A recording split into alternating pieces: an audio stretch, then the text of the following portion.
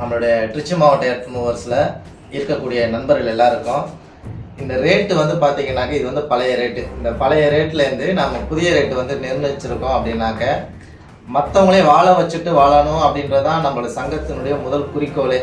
மாற்றி யோசி life is ஈஸிங்கிற மாதிரி நிறையா விஷயங்களை வந்து நம்ம வந்து சால்வ் பண்ணிக்கிட்டே இருக்கோம். கண்டிப்பாக உங்களாலே வந்து சால்வ் பண்ண முடியும்.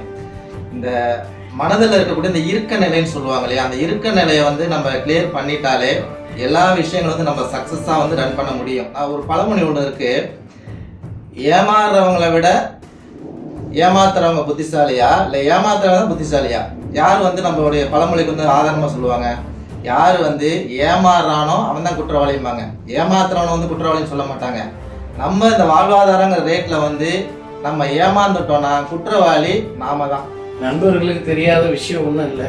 ஒரு டைம்ல நம்ம வண்டி ஒரு ஊருக்கு போச்சுன்னா அந்த ஊரில் 2 மாதம் 3 மாதம் ஆனாலும் நம்ம வண்டி வராது. மாசத்துல 250லேருந்து 300 மணி நேரம் ஓடின காலம் ஒரு காலம். அது ஒரு காலகட்டம் போச்சுன்னா வண்டி எப்படி ஓடும்? இன்னைக்கு வந்து சராசரி எவ்வளோ நாளில் ஓடுது வண்டி? ஒரு மாசத்துக்கு எவ்வளோ நேரம் வந்து நம்மளால ஓட்ட முடியுது? இன்னைக்கு சராசரி ஒரு மாசத்துக்குன்னு ஓடுறது வந்துட்டுன்னா 110லேருந்து 125 வரணும். இந்த 110 மணி நேரம் தான் நம்மளால ஓட்ட முடியுதுனாக்க அப்போ நம்மளுடைய ரேட் எவ்வளோ இருக்கலாம்? அதாவது இது வந்து எப்படி சொல்லணும்னா ஆவரேஜ் டோட்டலாக நீங்கள் மாதத்தில் ஆவரேஜ்னு பார்த்துக்கிட்டிங்கன்னா பர் டே வந்து 5 ஹவர்ஸ்ன்னு போட்டுக்கலாம். அதாவது 150 மணி நேரங்கிறது ஹையஸ்டாகவும் 125 மணி நேரம் டு 100 மணி நேரம் லோயாக வச்சுக்கலாம். ஸோ இதில் நீங்கள் இந்த 125 மணி நேரத்தை ஓட்டுறதுக்கு இன்னைக்கு வந்து நம்ம வந்து வண்டி இந்த பழைய ரேட்டை நம்ம ஏற்றும் போது 21 லட்சம் ரூபாய் வண்டி விற்றது. கிட்டத்தட்ட 40 லட்சம் ரூபாய் கிட்ட விற்கிது. ஜேசிபி மற்ற கம்பெனி எடுத்துக்கிட்டிங்கன்னா 38 சம்திங், அதாவது 38 வரைக்கும் விற்கிது. ஸோ இதில் நீங்கள் அந்த 8.5 லட்சம் ரூபா கட்டினா கூட 30 லட்சம் ரூபா லோன் போட்டால் 65 ரூபாலேருந்து 75 ரூபா மாதம் டியூ கட்டுற மாதிரி வருது. அது இல்லாமல் டிரைவருக்கு மாதத்தில் 35,000 ரூபா நீங்கள் சம்பளம் கொடுத்தாலும் 1,05,000 ரூபா ஆகுது. அது இல்லாமல் நீங்கள் ஆயிலு கிரீஸு வேஸ்ட்டு 20 ரூபா மாதம் செலவு வச்சுக்கிட்டாலும் 1.25 ஒரு வண்டியை வந்து நம்ம ரன் பண்ணோம்னா தேவைப்படுது. இதில் ஆப்ரேட்டர் சேஃப் ஆயிடுறாரு. உங்களுக்கு லோன் கொடுத்த அந்த ஃபைனான்ஸ் கம்பெனி சேஃப் ஆயிடுது. ஃபில்ட்ரு ஆயிலு இதெல்லாம் காசு கொடுத்தா தான் வாங்க போகிறாங்க. ஸ்பேர்ஸுக்காரங்க சேஃப் ஆயிடுறாங்க. முதல் போட்ட நீங்கள் 8 லட்சம் ரூபா 9 லட்சம் ரூபா முதல் போட்ட உங்களுக்கு அதில் காசு எங்கே இருக்குது? 0 தான் இருக்கும்.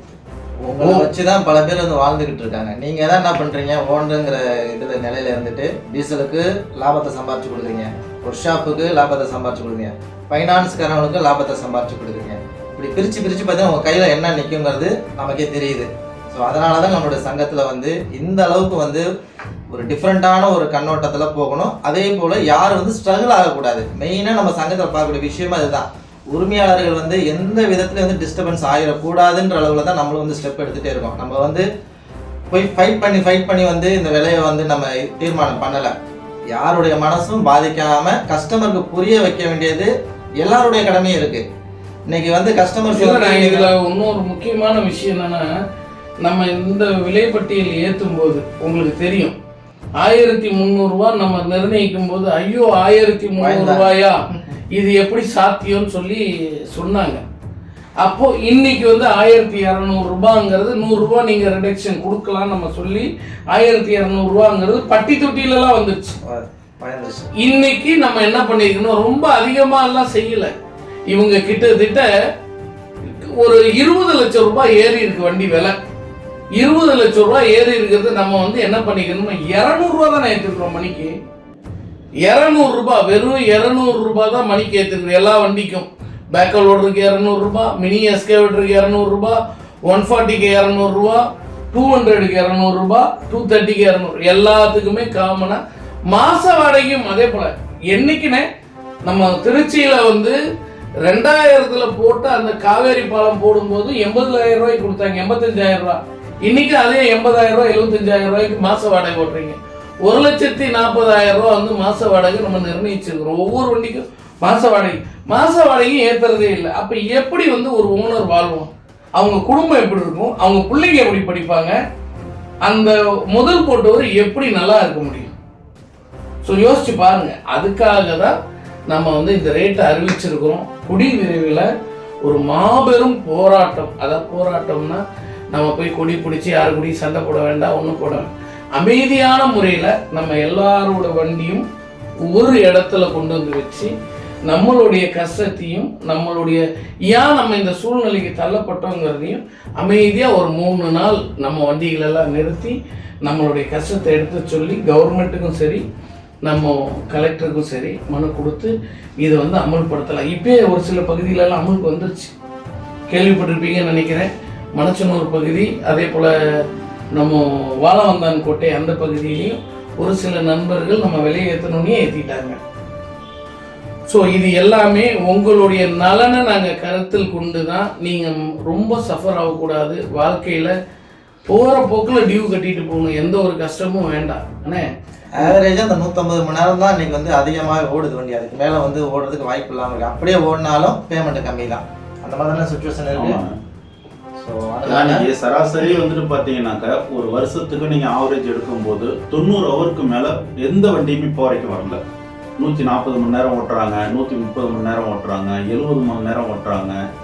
திருப்பி அதுக்கப்புறமேட்டு மாதத்தில் வந்துட்டு 10 நாள் 15 நாள் ஒர்க் ஷாப்பு போய் நிப்பாட்டுறாங்க. இதெல்லாம் ஆவரேஜ் டோட்டல் கணக்கு பண்ணும்போது ஒரு வண்டி வந்துட்டு எவ்வளோ தான் அவங்க ஓட்டினாலும் சராசரி வந்து 90 ஹவருக்கு மேலே வந்து வரவே இல்லை.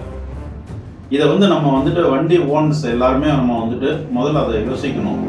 ஒவ்வொரு மாதமும் நம்ம வந்துட்டு டியூ கட்டும்போது யார்கிட்ட இப்போ வந்துட்டு டியூ கட்ட இன்னைக்கு பணம் இல்லை, அதுக்கு வந்துட்டு உண்மையிலுமே வந்துட்டு குடும்பத்தில் இருக்க சகோதரிகளுக்கு தான் ஒரு நன்றி சொல்லணும். அவங்க என்ன செய்கிறாங்க அப்படின்னா, ஆகா கஷ்டப்படுறாங்களேன்னு சொல்லிட்டு அவங்க அம்மாட்ட கொடுத்தது, அப்பா கொடுத்தது, பாசமாக வாங்கி கொடுத்தது எல்லாத்தையும் வந்துட்டு நம்ம வீட்டுக்கார் நல்லா இருக்கணும், நம்ம தொழில் நல்லா இருக்கணும்னு அவங்க செய்யக்கூடிய உதவிகள்லாம் அதிகம். ஆனால் குடும்பத்தில் யாருக்கு முதல்ல நன்றி சொல்லணும்னா குடும்பத்தில் இருக்கவங்களுக்கு தான் நன்றி சொல்லணும். ஆனால் இந்த தொழில் பண்ணுறதே வந்து உங்கள் குடும்பம் நல்லா இருக்கணும், உங்கள் பிள்ளைங்க நல்லா இருக்கணும், நீங்கள் நல்லா இருக்கணுங்கிறது தான். முதல்ல அதை புரிஞ்சுக்குங்க. கடன் எல்லாம் வாங்கி கட்டணும்னு அவசியம் இல்லைங்க. யாரே நம்ம கடன் வாங்கணும்? நம்ம 10 லட்ச ரூபா முதலீடு போட்டு வண்டியை வாங்கி ஃபைனான்ஸ்காரனை வாழ வைக்கிறோம், வண்டி விற்கிறவனை வாழ வைக்கிறோம், ரிப்பேர் பண்றவனை வாழ வைக்கிறோம், நம்மகிட்ட வேலை செய்யறவனை வாழ வைக்கிறோம். நம்ம மட்டும் நாசமா போடுமா? அது வேண்டாண்ணே. நீங்க நல்லா இருக்கணுங்கிறதுக்காக தான் சொல்லியிருக்கிறோம். ஸோ நீங்க எல்லாருமே இதை ஒத்துழைச்சிங்கன்னா இந்த சூழ்நிலையை மாத்தலாம். எல்லாரும் ஒன்று சேருங்க. நம்ம அசோசியேஷன் உங்க நலனுக்காக தான். நீங்க போற போக்குல அசால்ட்டா டியூ கட்டிட்டு போலாம். ரேட்டை நீங்க எல்லாரும் ஒற்றுமையா இந்த ரேட்டுக்கு நீங்க ஓட்ட ஆரம்பிங்க.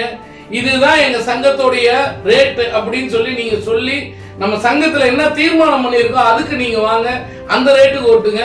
அசால்ட்டா நீங்க இதை சமாளிக்கலாம்னு சொல்லி நான் என்னுடைய சார்பா உங்களுக்கு சொல்லிக்கிறேன். நான் எதுக்காக இவ்வளவு வேகப்படுறேன்னா, உங்க நிலைமையில நான் இருக்கிறேன். ஒவ்வொரு வருஷமும் 2 லட்சம் 3 லட்சம் கடன் தான் ஆகுது. நம்ம ஏங்க கடன் ஆகணும்? இவ்வளவு முதல் போட்டுட்டு நம்ம கரெக்டா இருந்தோம்னா எல்லாமே கரெக்டா இருக்கும். நீங்க எல்லாரும் ஒற்றுமையா இருந்தீங்கன்னா எல்லாருமே வரலாம். நம்மளை நம்பி வந்த பொண்டாட்டி நல்லா இருப்பாங்க, நம்ம பிறந்த பிள்ளைங்க நல்லா இருப்பாங்க. அது முதல்ல மனசுல வச்சுங்க. உங்களுக்காக தான் பேசுறேன், எனக்காக பேசல. நீங்க வாங்கி என்கிட்ட கொடுக்க போறது இல்ல, சங்கத்திட்ட கொடுக்க போறது இல்ல, உங்க குடும்பத்துக்கு தான் கொடுக்க போறீங்க. ஆகையால நீங்க மனசுல நல்லா வச்சுங்க. நீங்க வாழ்றதுக்காக தான் நாங்க பேசிக்கிட்டு இருக்கோம். இன்னைக்கு ஒரு சலூன்ல பாத்தீங்கன்னாக்க ஒரு விலைப்பட்டியல்ன்றது வந்து எல்லா சலூன்லயும் இருக்கும். அந்த சலூன்ல போய் பாத்தீங்கன்னாக்க ஒரு ஹேர் கட் பண்றோம், அதுக்கு தகுந்த மாதிரி ஒரு ஷேவிங் பண்றோம் அப்படின்னோம்னாக்க யாருமே ஒரு பேரம் பேசி நம்ம காசு கொடுக்கறதே கிடையாது. அந்த விலைப்பட்டியல் என்ன இருக்கோ இதுதாங்க அப்படின்றாங்க. ஆனா நம்ம இத்தனை லட்ச ரூபா வந்து ஒரு கடனை வாங்கி ஒரு முதல் இன்னைக்கு போட்டு இன்னைக்கு தொழில் செய்யறோம். நம்மள்ட்ட வந்து ஒரு ஒற்றுமைன்றது இல்லை. அந்த ஒற்றுமைன்றதை வந்து நம்ம காட்டணும் அப்படின்னாக்க நம்ம இந்த விலைப்பட்டியல்ன்றது வந்து எல்லாரும் எந்த வண்டியை கேட்டாலும் இதுதான் விலைப்பட்டியல்ன்றது வந்துட்டு என்னைக்கு வருதோ அன்னைக்கு தான் இந்த தொழிலில் வந்து ஒரு முன்னேற்றம் அடைய முடியும். அதனால அனைத்து ஓனர்களும் வந்துட்டு இந்த இதுக்கு எல்லாரும் ஒரு ஒத்துழைப்பு கொடுத்து விலையேற்றத்துக்கு எல்லாருமே ஒத்துமையா இருக்கணும்ன்றது என்னுடைய ஆசை. ஸோ நண்பர்கள் எல்லாருக்குமே ஒத்துழைப்பு தருவீங்க நம்பி Trichy earth movers owners welfare association சார்பாக நன்றி, வணக்கம்.